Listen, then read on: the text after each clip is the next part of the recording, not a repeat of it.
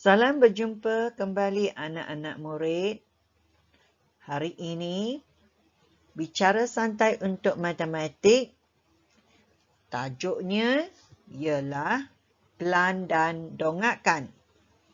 Ini dibuat atas permintaan anak murid juga. Mari kita mulakan kelas kita. Dalam tajuk pelan dan dongakkan ini, ada beberapa perkataan yang perlu dikuasai oleh anak-anak murid. Norma, unjuran ortogon. Norma kepada suatu satah mengufuk atau mencangcang ialah garis lurus yang berserenjang atau bersudut tegak dengan sebarang garisan pada satah tersebut. Dan unjuran ortogon pula. Unjuran ortogon suatu objek kepada suatu satah mengufuk atau mencangcang ialah imej yang terbentuk pada satah itu oleh norma-norma kepada satah itu daripada objek tersebut. Anak murid boleh tengokkan gambar rajah ini. Yang ini adalah garisan norma yang membentuk 90 darjah dengan sebarang garisan pada satah. Dan satah yang diberi adalah satah mengufuk. Satah mengufuk. Unjuran ortogon pula ialah imej yang terbentuk. Imej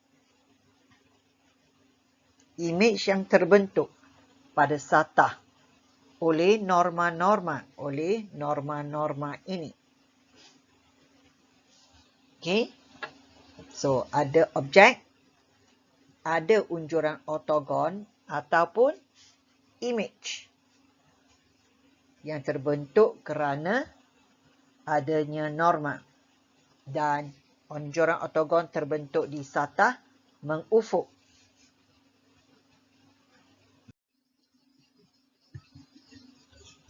Anak-anak murid, lihat pula pada gambar rajah ini. Di sini ada objek, ada satah mengufuk. Tetapi imej yang terbentuk bukan unjuran ortogon. Disebabkan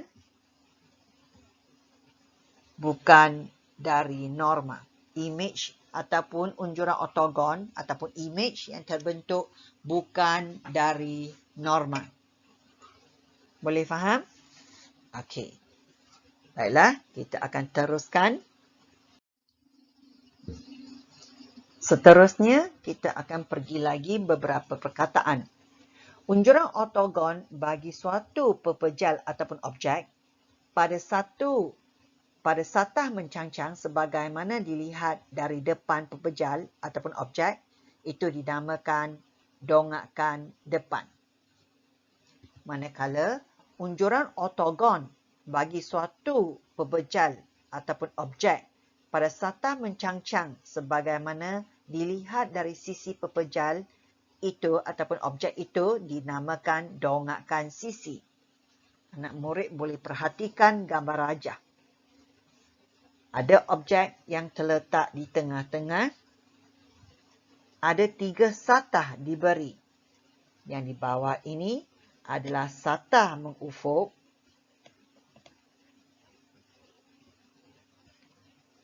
Satah yang ini adalah satah mencangcang.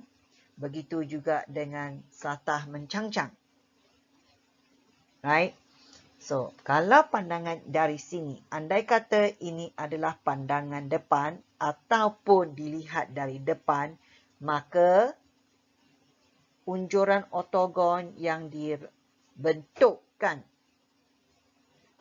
di satah mencangcang ini akan dinamakan sebagai dongakkan depan. Manakala apabila mengambil sisi ini, mengambil pandangan dari sebelah sini dinamakan sisi ataupun pandangan sisi, maka unjuran yang terbentuk pada satah mencangcang, unjuran ortogon yang dibentuk pada satah mencangcang di sebelah kiri akan dinamakan sebagai dongakan sisi. Ikut. Dongakan sisi, pandangan sisi. Dongakan depan, pandangan depan, dongakan depan, pandangan depan. Boleh?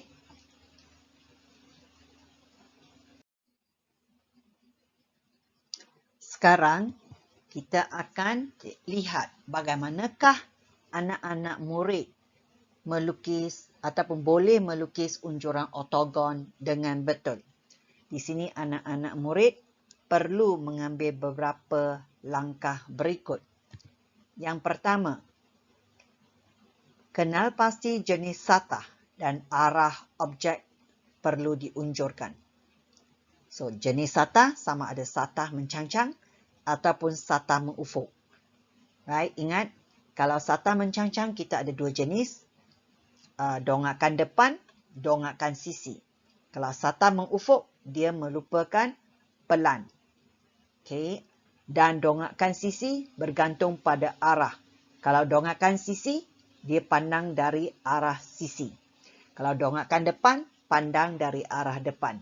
Manakala pelan adalah pandangan dari atas. Cikgu harap anak murid boleh mengimbas kembali penerangan cikgu sebentar tadi. Dan yang kedua, lukis norma daripada setiap bucu kepada satah dengan keadaan semua norma itu adalah selari. Okay. Untuk bahagian ini, nanti cikgu akan tunjukkan dengan merujukkan gambar rajah diberi. Dan seterusnya, kita pergi ke langkah ketiga, iaitu sambungkan semua titik pada satah yang diunjukkan tadi dengan garis lurus. Okay.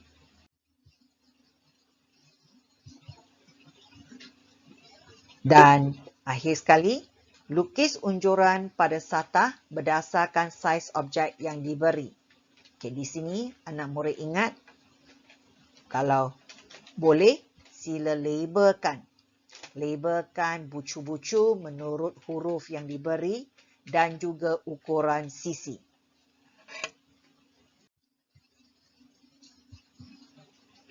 Dan di sini anak murid boleh lihat bahawa yang ditunjukkan adalah garis penuh.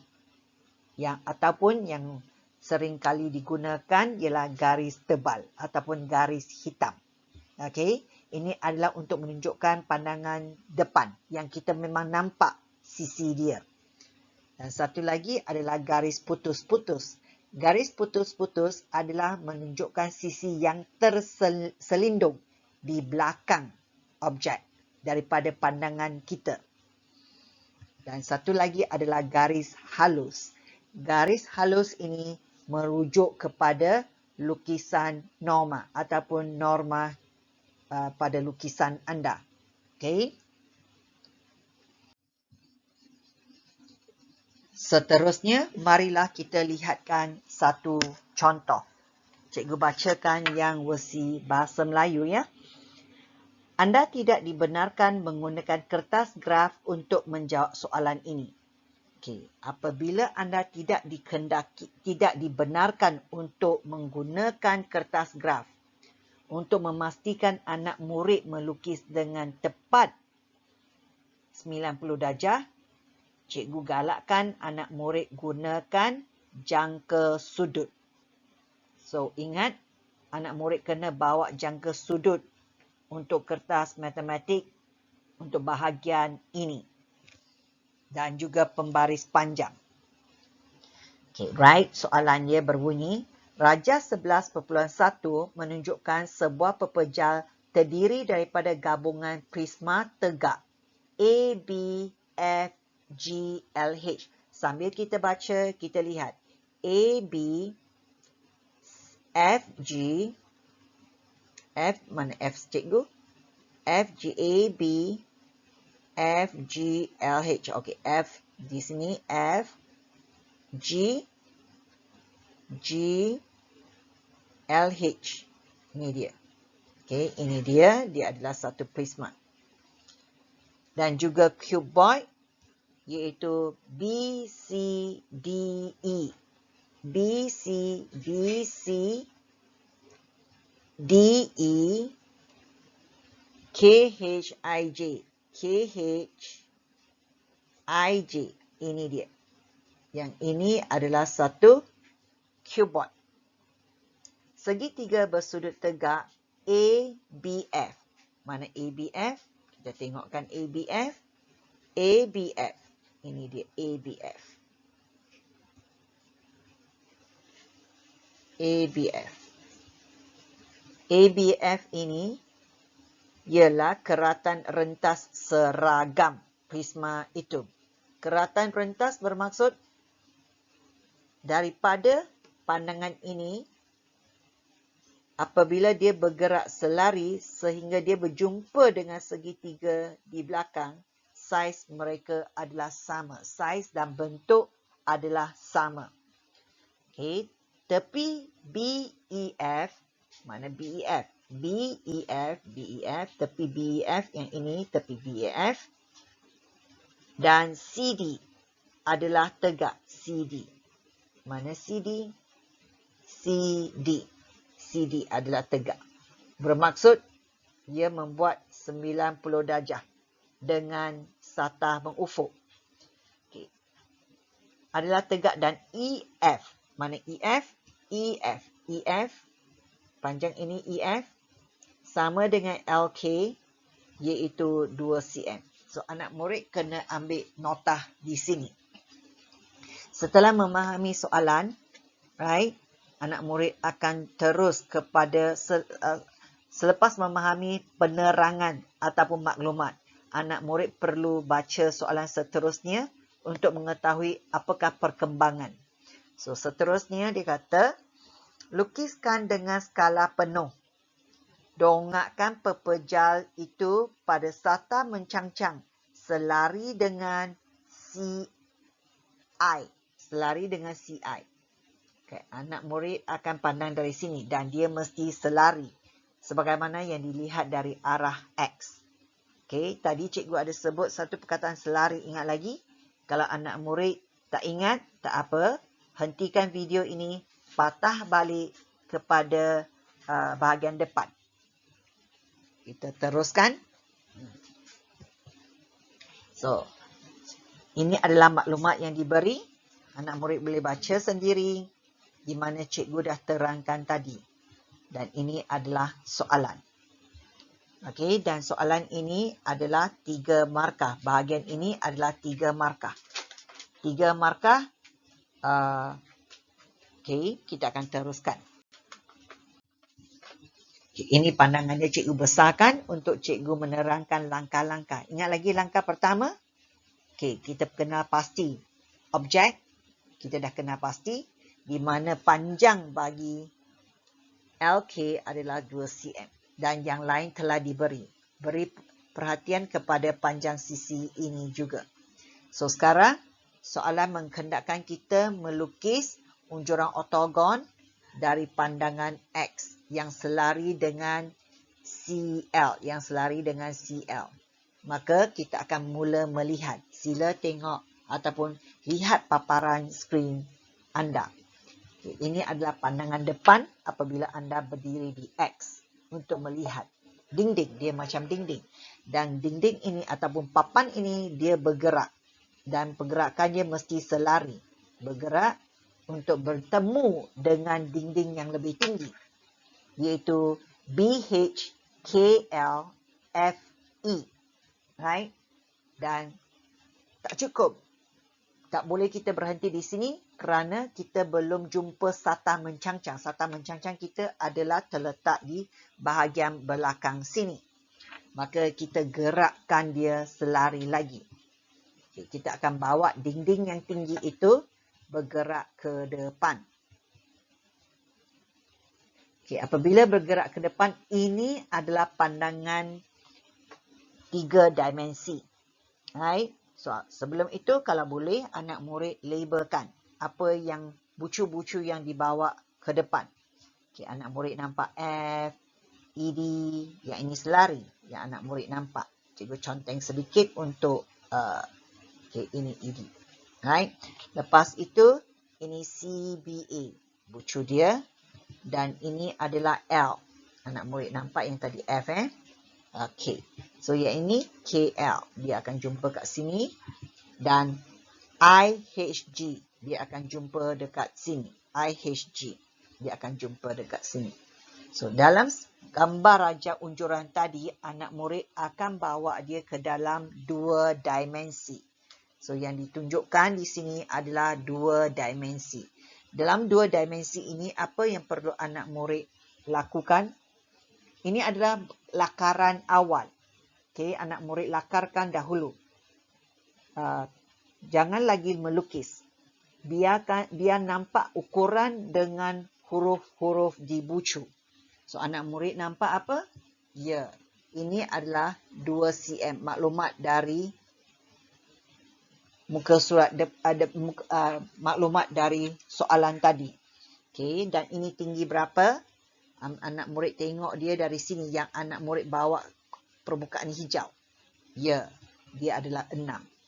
Bagaimana pula bukaan CI ini? Nampak CI? C dengan I. Bukaan ini berapa? Ya, dia adalah 5 cm. So, anak murid dah lengkap untuk buat lakaran. Setelah lakaran ini dah betul, anak murid baru mula melukis dengan menggunakan garisan yang betul. Lakaran penting untuk kita melihatkan bucu-bucu dilabel dengan betul dan juga panjang sisi dilabel dengan betul. Boleh tak? Okey. Kita akan teruskan lagi ke bahagian B. Sebuah kubus bertepi 3 cm. Kubus. Sekarang bentuk yang ini ialah bentuk kubus. 3 cm. Apa yang berlaku kubus ini? Dia dipotong dan dikeluarkan dari cuboid.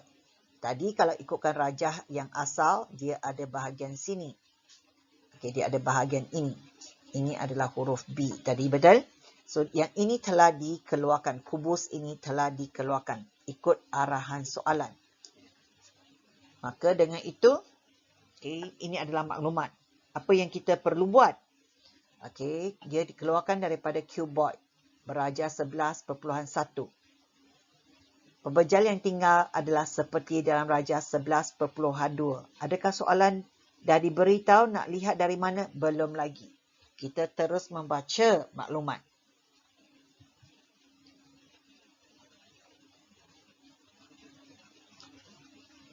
Okey. Seterusnya, kita akan dapat ini maklumat dia dan kita akan teruskan lagi. Dan kita teruskan ke bahagian soalan. Soalan dia menghendakkan kita lukiskan dengan skala penuh. Okey, pelan. Pelan pepejal itu. Pelan lihat dari mana? Ya, betul. Pelan dilihat dari bahagian atas.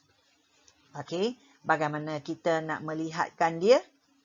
Sila ikut pandangan cikgu. Ingat perkataan selari tadi? Ini adalah permukaan yang saya nampak. Ini soalan dia. Cikgu highlightkan sekali lagi.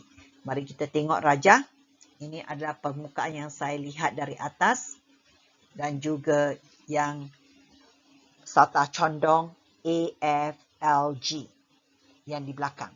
Apa yang berlaku? Ingat lagi pandangan kita mesti selari. Cikgu bawa salah satu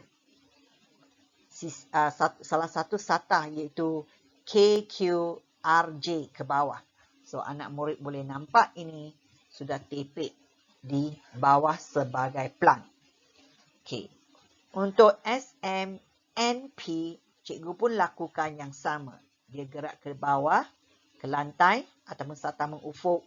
Dan ini adalah yang saya nampak dekat satah mengufuk. Bagi satah condong AF FLG pun sama. Pergerakan dia adalah begini. Dia akan turun. FL akan turun sampai dia terbaring di atas satah mengufuk. So, akhirnya yang warna biru ini adalah unjuran ortogon, okay, ataupun plan. Tetapi plan ini adalah dalam bentuk 3 dimensi. Okay, dalam bentuk 3 dimensi. Kalau anak murid lukiskan begini, maka salah. Apa yang perlu anak murid lakukan? Anak murid kena ataupun perlu, okay, lukiskan dia dalam 2 dimensi. Ingat, sekarang kita buat sekadar, kita akan buat lakaran dia. Lakaran dia, ini dia. Right? Bermaksud, anak murid kena pastikan bahagian mana anak murid berdiri. Okay, andai kata anak murid berdiri kat sini lah, dan anak murid lihat ke bawah. So, bahagian ini akan tertera di depan sini. Okay, kerana anak murid berdiri di sini dan melihat ke bawah. So, sambil itu anak murid dah boleh isikan yang di depan adalah CI. Okay, anak murid CI. Dan yang lain ikut. Okay, anak murid boleh pause video dan patah balik, lihatkan bagaimana bucu-bucu itu dilabel dengan huruf masing-masing. Dan seterusnya, anak murid boleh isikan ataupun tulis apakah ukuran bagi setiap sisi. A ke B adalah 4 cm, A ke B adalah 4 cm. Kalau lihatkan, and B ke C adalah 3 cm, B ke C adalah 3 cm. Dan seterusnya, ingat lagi yang dikeluarkan bahagian ini adalah satu cubeboard yang berukuran 3 cm, maka bahagian ini adalah 3 dan tinggal adalah 2. Maka anak murid bawa dia ke sini. Dah lengkap. So, bila lakaran ini dah dapat dengan betul, maka anak murid boleh mula melukis.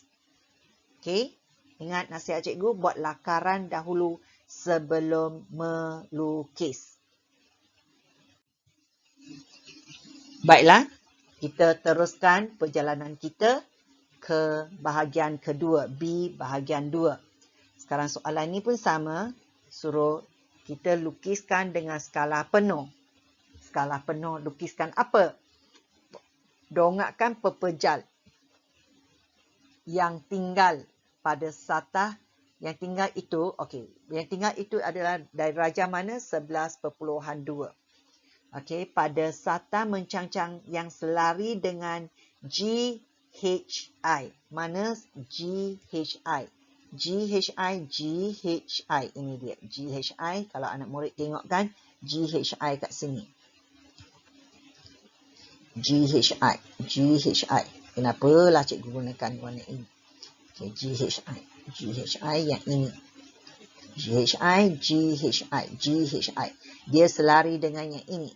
Bermaksud bila anak murid lihat dari sebelah Y, anak murid akan nampakkan satah ini. Dan satah ini, satah warna biru ini akan dibawa bergerak. Ini adalah, kenapa soalan diberi sebegini? Memang nak mengelirukan anak murid. Tapi anak murid bawa tenang. Cuba fikirkan, ini sebenarnya adalah objek-objek yang kita ada di rumah. Cuma di rumah kita tak mengambil dan kita tak ambil kisah pun. Tapi kalau anak murid mula dari sekarang, bila anak murid dapat objek, anak murid cuba tengok. Dan dia amat membantu dalam masa peperiksaan nanti. Okey, seterusnya marilah kita lihatkan apa yang berlaku. Dan cikgu lakukan. Mula-mula, ingat pandangan Y adalah dari sini. Dan dia mesti selari dengan satah yang cikgu lorekkan tadi. Okay, ini satah, ini soalan dia, dah patah balik semula. Okay, ini satah dia yang cikgu labelkan tadi. So, ingat, satah ini mesti bergerak masuk ke dalam. Okay, di atas tapak GHI-CBA. Dia akan bergerak GHI, dia akan bergerak masuk. Sehingga dia berjumpa dengan ABC masing-masing. Okay, dia akan bergerak. Mari kita lihatkan bagaimana dia bergerak secara selari. Dia bergerak, dia berhenti dekat bahagian tengah, berjumpa dengan SATA QRNP. Okay, QRNP apa yang berlaku sekarang? Okay, QRNP, anak murid akan nampak satu garis PN di mana dia bukan dibawa dari muka depan tadi. Dia terkena pada SATA yang dibawa masuk tu kemudian. Bermaksud dia adalah garis terselindung. So, kalau garis terselindung, garis itu yang dilukis mesti merupakan garis putus-putus. Apa yang perlu anak murid lakukan? Ya, betul, bergerak lagi sehingga ke SATA hujung. Okey, bila dah bergerak ke SATA hujung, jumpa dengan SATA A, B, C, M, S, F. Cikgu warnakan dia dengan hijau. So, dari sini anak murid akan cuba lakarkan. Kalau anak murid tidak memberi perhatian yang betul, anak murid akan melakarkan gambar rajai ini dalam bentuk begini. Okey. Maaf, cikgu tukar pen dahulu.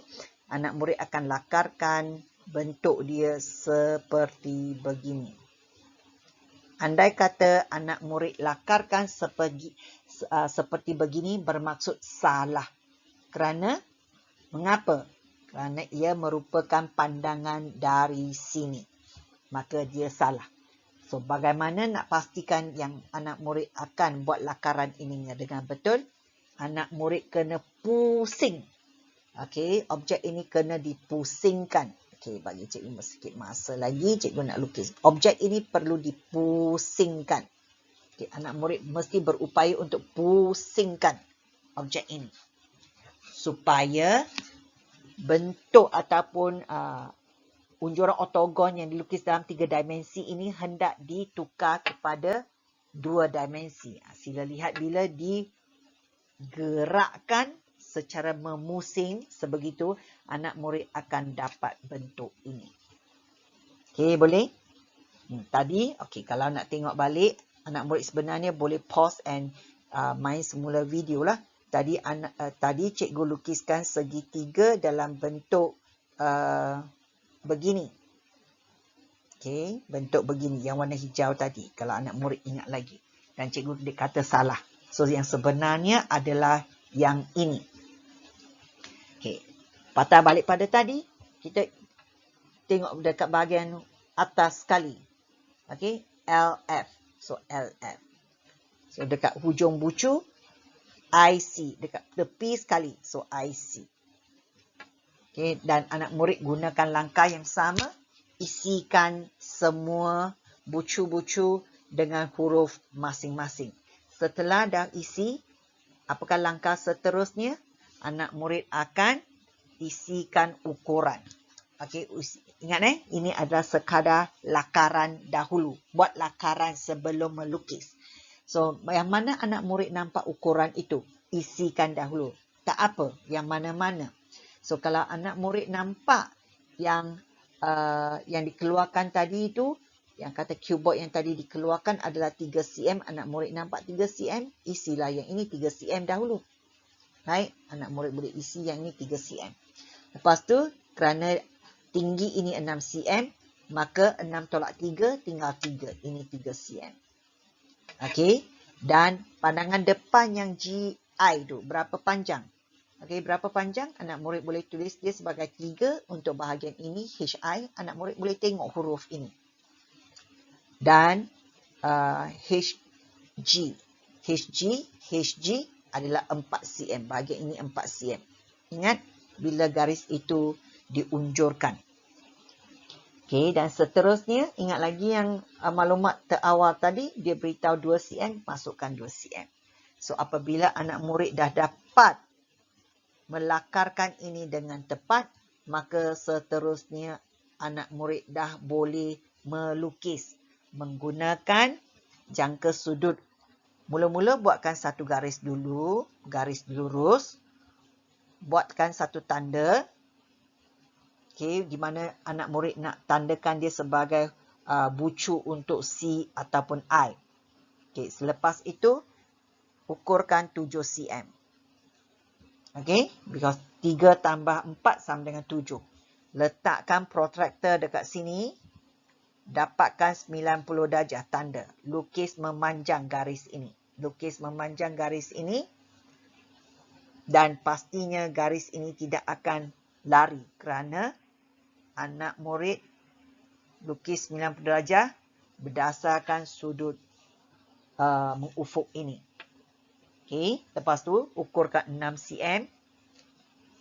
Okay, selepas ukurkan 6 cm, alih protektor garis ni biar dia panjang sikit tak apa. Okay, kemudian baru kita kemaskan.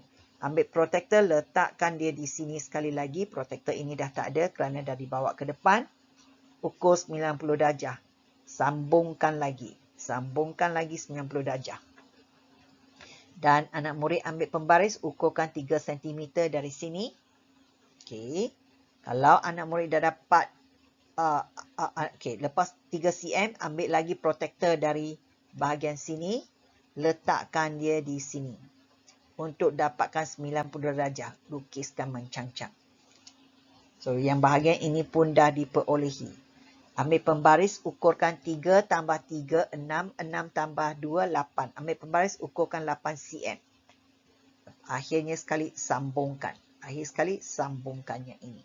Rajai ini telah lengkap dilukis. Okay, cikgu, nasihat cikgu ialah anak murid buat lakaran dahulu.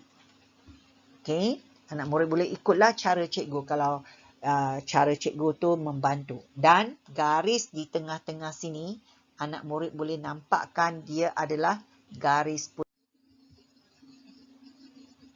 Cikgu minta maaf kerana tadi terdapat sedikit technical problem. So, kita tengok patah balik, tengok yang ini. Right? Ini adalah garis putus. Dari mana garis putusnya? Anak murid boleh main semula video. Okay? Untuk lihatkan bagaimana cikgu menerangkan garis putus itu dari sini. Okay? Kerana dia terselindung. Masa kita bawa satah awal, K, L, I, J, G, L, kita tak ada garis di depan. Dia tak ada garis di depan. Maka dia merupakan garis terselindung. Dia adalah garis, dia merupakan garis putus-putus. Boleh? Okey. So, sekadar itu perkongsian cikgu dengan anak murid. Ingat langkah-langkah kita bagaimana kita nak pastikan lukisan ortogon kita betul. Ingat balik. Okay, kita mesti tahu satah mana yang hendak dilukiskan ataupun nak diunjurkan. Satah mencang-cang ataupun satah mengufuk. Okay, dan kita kena pasti mana arah dia. Okay, antara dua soalan tadi, pandangan X dan pandangan Y. Arah dia penting. So, pandangan Y ini sememang dia nak perangkapkan anak murid yang tidak boleh menentukan arah pandangan. Right? So, selepas dah yang itu, anak murid cikgu nasihatkan ingat, buat lakaran dahulu. Okey, buat lakaran. Bagaimana nak dapat lakaran dia? Pandangan dia mesti selari. Norma yang garisan yang kita nak bawa itu, pandangan kita nak bawa itu mesti selari. Dia mesti selari dengan satah. Pandangan kita mesti selari. Okey, seolah-olah kita macam kita menolak pintu, kita menolak kotak. Kita penyekkan dia sampai ke dinding. Itu dia. Kalau anak murid faham perkataan penyek, iaitu kita nak rapatkan ke dinding. Cikgu percaya kalau anak murid ada main bola pingpong kan, selepas meja dah dilipat, dia nak ditolak ke dinding. Macam itulah anda tolak. So, bila anak murid buat tajuk ini, cuba fikirkan aktiviti harian yang anak murid lakukan. Okey, dengan itu, baiklah, sampai sini perkongsian cikgu dengan anak-anak murid. Okey, akhir kata cikgu, kalau tidak dipecahkan ruyung, manakan dapat sagunya? Betul tak? Okey, selamat mencuba dan selamat maju jaya. Sehingga kita berjumpa kembali. Bye.